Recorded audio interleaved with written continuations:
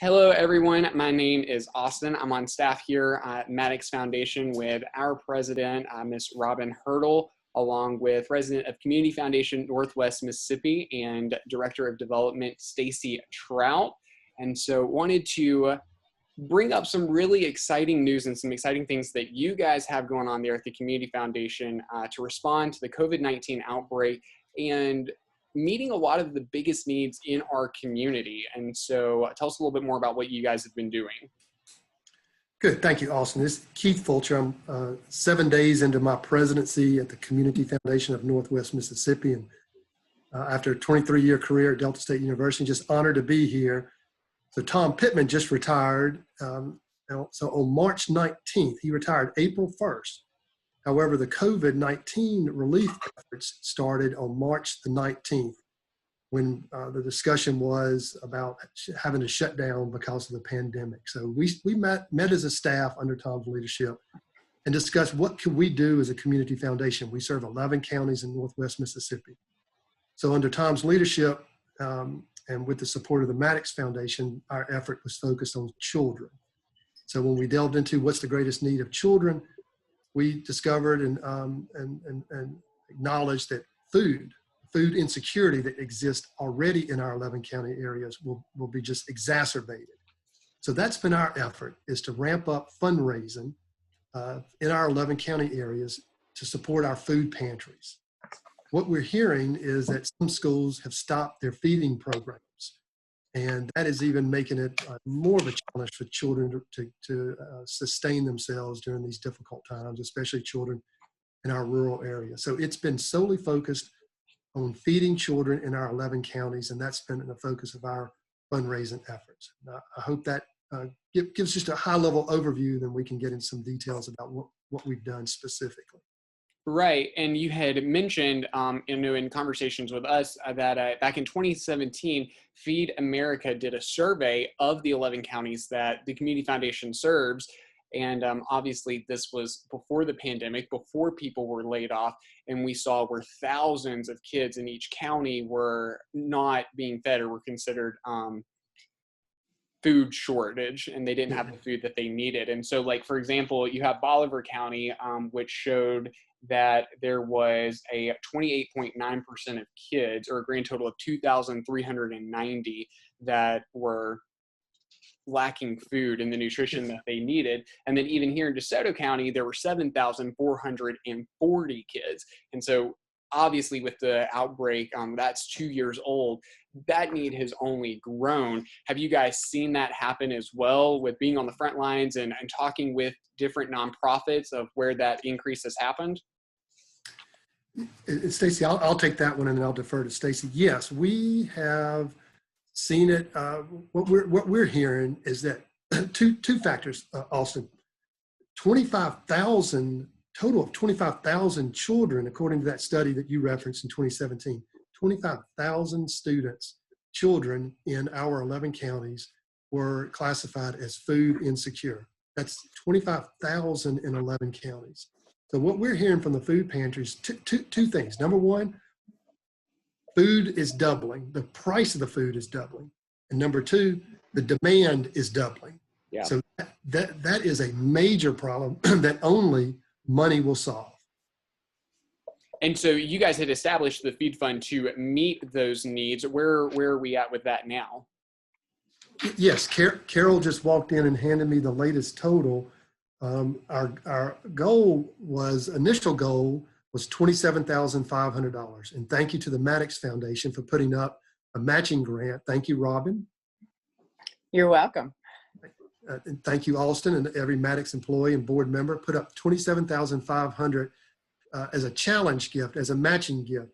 So I'm pleased to report, Robin, as of this minute, this is that report just printed, we have received in donations a total of $35,720. $35,720, which matches the Maddox Foundation's $27,500. And so we have gotten gifts in from about 10 states across the nation. And am I right, Carol? In every county, all 11 counties, we have a donor, at least one donor from all 11 counties. So that over $60,000, $65,000 that we have available for our the food pantries that we're working with in our 11 county area. Stacy, Stacy, was that enough information? Anything you want to add to that, Stacy? Well, you know, with like with the Maddox Foundation match, $100 can turn into $200 and in turn feed 67 people. We've learned with our nonprofits that each meal costs about $3 per meal.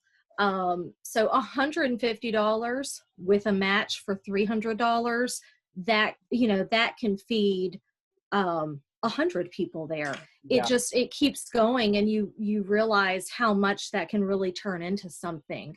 There's also room to sponsor mobile food pantries. We've talked to several companies who are interested in those possibilities, and it takes $2,700 to sponsor a mobile food pantry that will provide 50 to 60 pound boxes to 300 families. Wow. So that all of that, it goes a long way. Yeah, absolutely. And so now that we've gotten a substantial amount of money, and definitely hopefully more to come in, so that we can continue meeting those needs. I mean, obviously we're talking about thousands of kids here. And so while we're off to a great start, there's definitely a lot of room to continue to give and to continue to serve and provide food for them. And so what food pantries or what nonprofits are you guys looking to distribute those funds to? So we just made we just started, as I said, on March 19th with the planning. We just started on March 25th with the announcement of the fundraising. So we're pleased to report that going out the door today will be a total of $27,000. And that is going to about 15 different food pantries in our 11 county region. Wow. So we've tried to hit at least one food pantry in each of the 11 county areas. The challenge that we're seeing, Austin and Robin, is, for example, Greenwood. We talked to 3 food pantries in Greenwood. 2 of them are shutting down because of lack of volunteers. Their volunteers were older, over 60, over 70, not able to, they had to shelter in place. One had to shut down because of a volunteer testing positive. So you know, the challenge is even, I should have put that in as the third challenge of money and demand. It's just volunteers is a huge challenge. So money is going out the door. We're working primarily with the Mississippi Food Network and the Mississippi and the Mid-South Food Bank out of Memphis, Network out of Jackson, Food Bank out of Memphis, to ensure that our food pantries are well supplied. And as Stacy said, we will supplement those greatest areas of needs with mobile food labs, mobile food pantries, and pop-up food pantries. So we're working with that, especially in areas like Rosedale, Mississippi, Shaw, Mississippi, where the school system has stopped feeding children. We have two new volunteer nonprofit organizations who will pick up 100 boxes of food on Monday and deliver it to who has been identified as the neediest families in those communities. So a lot of volunteers, a lot of effort going into meeting the greatest need. Does that answer your question also? Yeah, absolutely. Definitely that these are now going to food pantries. You said you guys have already made $27,000 worth of grants this week alone with that. You, Robin, the Maddox Foundation, and about 50 donors. So yes, and you can be very proud of that. I stopped in Tunica. I was driving from Cleveland, Mississippi to Hernando this morning, and I saw a huge line of cars in the arena parking lot at Tunica, and I just pulled in to see what was happening, and it was a food pantry, a feeding going on. Mm-hmm. And so 300 cars lined up of individuals who were pre-screened and given a voucher, and it was just amazing. The Parks and Recreation employees in Tunica organizing cars would drive up and they would provide them chicken, turkey, pies, fresh fruit, and vegetables, and it's just an enormous need that's out there. So bless you and the Maddox Foundation for what you're doing. Yeah, well, absolutely. We're proud to do it. And I feel like Robin will agree with me on this, that it's like a family and it's like living in a house. And the mom doesn't just do all the work. The dad doesn't just do all the work. It takes everybody doing their part and doing what they can to keep the house clean, to make sure that there is food, to make sure all the bills are paid. And so when everybody comes together, and we are all in this together, we are all, fighting this pandemic as a community, as a country, as a world. And so when everybody does their part, well, the burden's not so heavy and we can really achieve great things. And so we're excited to see the outcome of these investments and of this money that's going out for the people who are food insecure, or maybe they just got laid off today and they're working on trying to figure things out. Where can they go to get information on these food pantries and learn about the places in their areas who are meeting those needs? Stacy, you want to take that one, Stacy? Yeah. They can contact us directly through any of our social media outlets, our website. We still have, our phones are working there at the Community Foundation to connect to all of us. The Maddox Volunteer Hub, they are working around the clock with these nonprofits. We're all pretty much available 24/7 because everything is changing so often. Brenda and Kara with the Volunteer Center are in constant contact with these nonprofits to know if they're still able to run, what they need, who is running, who is shut down.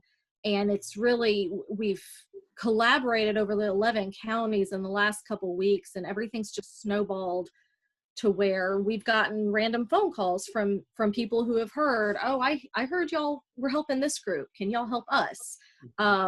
We've gotten businesses through the press releases we've been putting out. Businesses have called and said, hey, we can't do anything monetarily right now, but we've got all these goods. We would love to do something with them.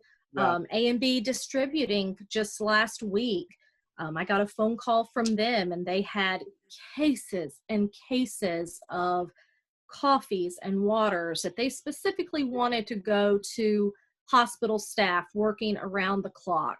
But they didn't know who to contact. So we got them in contact with Baptist DeSoto. They delivered 150 cases to them last week. And we got them in contact with Heartland Hands in South Haven, and they delivered 150 some cases of lemonade and milk and juice, to not just for the families, but especially those kids that need it right now. So over 300 cases of product was delivered last week through A&B, and hopefully, they'll come back with something else, or another company will see that and say, oh, that's what I can do. Yeah, absolutely. So on that note, Stacy, what can the average person who is, working from home, or, maybe just sitting at home with their kids, what can they do to help address this need as well? So one, they can, of course, donate to the cause, because when we have matching grants, it is double your money and double the meals we can provide. If they want, they can volunteer. They can donate any products they want, if they have gloves or hand sanitizer or bleach or anything of that nature that these nonprofits are looking for. They're having a real hard time finding them. Things like that. The donations go so far, though. Like I said earlier, $3 for one meal is all it takes. For sure. And Keith, touch base on this, because we're also looking ahead now with stimulus checks. Yeah, so what our news releases mean a lot. News releases, social media. So Stacy's been very much on top of keeping our social media up and keeping things in front of the press. So one of the things we're going to push and encourage is for individuals who do not need their stimulus check, which will be sent out, I heard on the radio this morning, arrive as soon as next week, that they consider donating it to a nonprofit. And we would love that they support the Community Foundation of Northwest Mississippi. However, choose any nonprofit that's doing good, especially for children. So that's a major opportunity for us, or the stimulus checks that will arrive. Yeah, and when we donate to the Community Foundation and to the Feed Fund, as we've already discussed, those funds are going directly into our backyards and servicing, our neighbors and our neighborhoods. And so if someone isn't aware of a nonprofit or a food pantry in their area, definitely you guys will help them out in making sure that those funds get to them. Yeah, also, what I've heard that is important to individuals that we can claim 100%, every penny donated goes to a food pantry. We're covering the cost of credit card fees. We're covering any kind of cost associated with that gift. So that's a surprise to some individuals because, credit card gift, we processed a $500 gift the other day, and the credit card gift fee was $11. We're going to cover that. We have a donor who stepped up and said they would cover it. And that way we can claim. And that inspired that one statement in Stacy's press release, 100%, inspired 2 Catholic nuns in Shaw, Mississippi, to make a gift to the Feed Bolivar County Fund. And when I asked what inspired, I like knowing what inspired someone to give. Sister Wyona said when she read 100%. So Stacy underlined that 100%. Yeah. Keep that in front of everybody. So, and with that being said, 100% goes directly to that cause, and the people donating don't have to think about it or have to do all the work. That's what we've already done, and that's what we're here for. We're here to connect them with those causes that matter to them. Absolutely. Well, we're so thankful. One question here, and all the work that you guys are doing to help serve children in our 11 counties and in our areas. It's definitely a applaudable cause. And so thank you so much for that. Ms. Robin, did you have anything that you wanted to add into this? I just wanted to hear Keith talk a little bit about phase 2. I know that that's getting ready to roll out, and so I wanted to hear a little bit about phase 2. Yes, so what we're looking at for phase 2, there are other needs that are out there. So I don't want to take anything away from Brenda Smith and Kara Delaney, who's working or doing the work on the Maddox Foundation Volunteer Hub, but they've sent out a survey to 220 nonprofits in our 11 county region, and those surveys are coming back where we're assessing what the needs are. So what we're hearing, especially on the nonprofit side, is that their fundraising efforts have just been totally wiped out. I mean, no funds that they have available to serve their mission. And their mission could be anything, not just feeding children. It could be after school care. It could be college prep. It could be daycare for children. So we're assessing what phase 2 might look like. So our goal is to create just a general COVID-19 relief fund. We have our first effort from a donor in Mount Bio who wants to set up a 5K, 10K marathon race, and he would like a virtual run, and he would like the gifts made to that race, which he's organizing, to go into our COVID-19 relief fund. And then a small committee will make decisions about how to spread that around to meet the greatest needs in our 11 county area. So Robin, if that answers your question, a more general COVID relief fund that is targeted to children, to first responders, as Stacy said, to the frontline individuals. An employee in our office lost a cousin to the coronavirus. And we have another employee, I don't think they would mind me mentioning, has a newborn. And so that newborn the doctors have said, keep your newborn isolated. So there's a lot of fear out there. There's a lot of existing tragedies that have taken place, especially among the first responders, and that's who we're looking to react to. Robin, you have ideas of your own. Well, we've been talking about what's out there and what's necessary, so I'm really interested in getting the results back from Brenda's survey from the Maddox Volunteer Center to hear what the people who are on the front line, to hear what they really need, because they know better than we do. Right. What about how much money do you have right now to continue to feed the 11 counties? Where are we on that? Well, we with the Maddox match, we're at 60,000. So our goal is to give out about 15,000 a week. So that's 6 weeks. We just got a grant of 15,000 yesterday from Entergy. So that feeds another week. So to build on what Stacy is saying, $15,000 a week donation from individuals or corporations would help us buy a week of feeding. And that's thousands of families that can be fed for $15,000. So that's where we are on the fundraising, where we put in a grant. And I hate to say grants, because the majority of money donated in the country, in the world, 75% comes from individuals. But we are working with some major foundations who've just gotten word of what we're doing, and they have contacted us. But the majority of our money will come from an individual. And we do consider, when we say Maddox Foundation, we know that's a small staff. We know that's a small board. And so we really consider the Maddox Foundation, really it's an individual effort. It's not some New York-based entity making decisions. It's our next door neighbor, as you are right down Commerce Street. So thank you, Robin.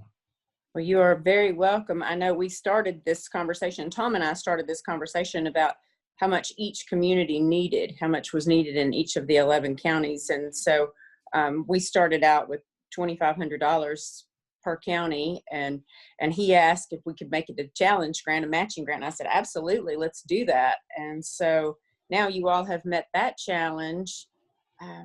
Let's just double it. We want to double down. So we'll match the next 27,500 you get, which will bring us to a total of 55,000. So wait, are you saying a new 55,000? I'm saying a new 55,000. All right, Stacy, get on it, Stacy. I know it. We've got more work to do now. Right, that will go so far, Robin. Thank you guys so much. And like Keith was saying, 15,000. It covers not just a week of food and thousands of people, but it covers our whole 11 county region, which so much of it are food deserts. So for our first 27.5 is going to the feed fund to feed the 11 counties. The second 27.5 is also going to go for feeding the 11 counties. And then that third 27.5, which brings us to a total of the 55 plus the 27.5. That the third piece is going to be for the nonprofits use. And so I'm looking forward to hearing what those needs are. So right now we've committed an extra 27.5 to the feed fund. So you're talking about 3 grants of 27,500. That's right. That's 82,500. Woohoo! So Robin, what this allows Stacy and me and all of our staff to do, now we can start calling individual donors and aspects in each county. People who have either still live in those counties, who are well off, or moved out of those counties. So we can be now very strategic about contacting those of means, inviting them to match both of those funds. So that gives us as fundraisers just great opportunity. But let me ask you a question, Robin.